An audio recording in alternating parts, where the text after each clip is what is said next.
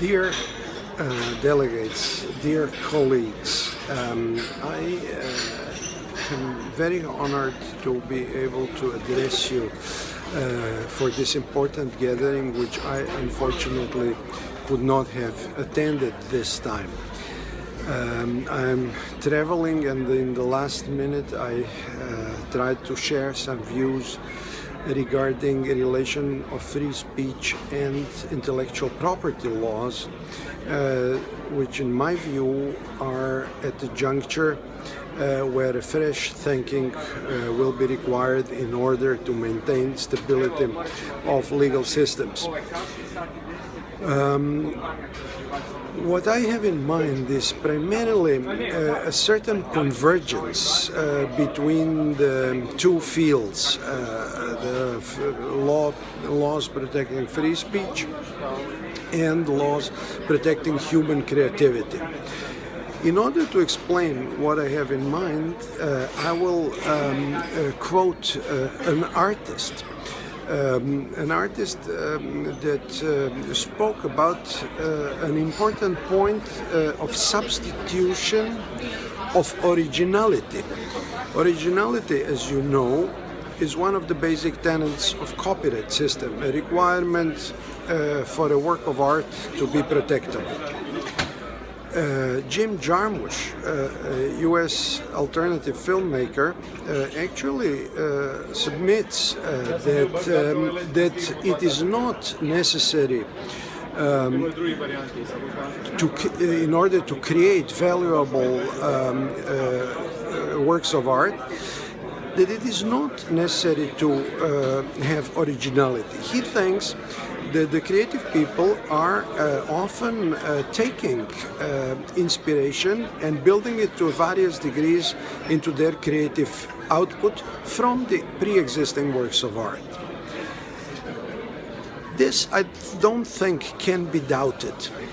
Yet, 200 years ago, when we were making the present intellectual property system, we accepted originality as a requirement for protection.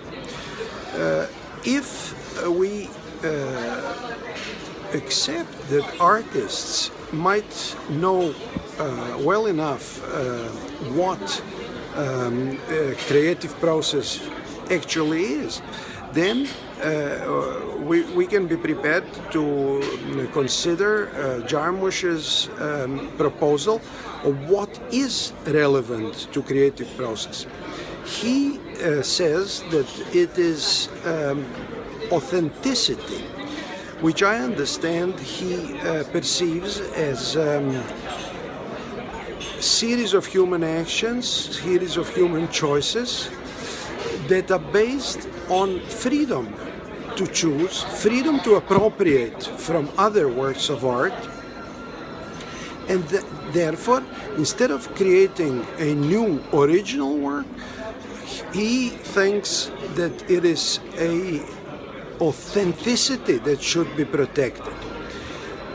Well, if we analyze, for what we don't have time here, if we analyze what really that would mean, then we would probably determine that authenticity lays somewhere in between the copyright approach and the free speech approach. Because the freedom to choose, freedom to express, is really prerequisite for this type of creativity. If we at the same time abandon the 19th century views of creativity as a consequence of, let's say, romantic inspiration of a gifted individual, and accept that modern creativity entails systematic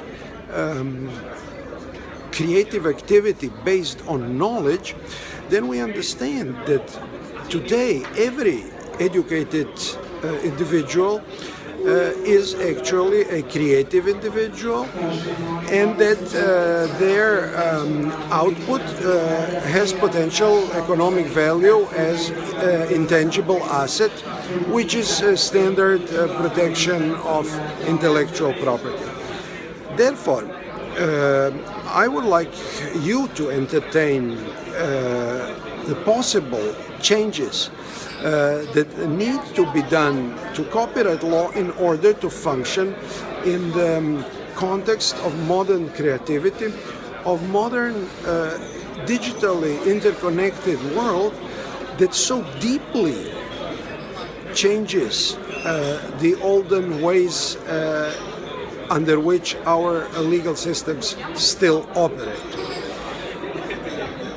I would be most happy to be here with you and have opportunity to exchange your views because I extremely highly appreciate and expect a lot from a dialogue with Indian colleagues. India is a society that reforms at a pace which is on the top speed globally, and certainly that countries like that have an additional justification and need to study their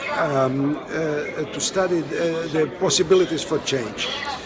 On that note, I would just express my hope to be able to join otherwise, and my regret that I have no more time to elaborate my thoughts. As a final note, I would like to add that in the times of the violence caused in our societies by the changes, by the intensity and depth of changes, we certainly as lawyers owe to our society novel, innovative ways of approaching, studying and proposing solutions for changes of the legal system in which we operate. Thank you very much for your attention, and I'm looking forward to be with you on the next opportunity.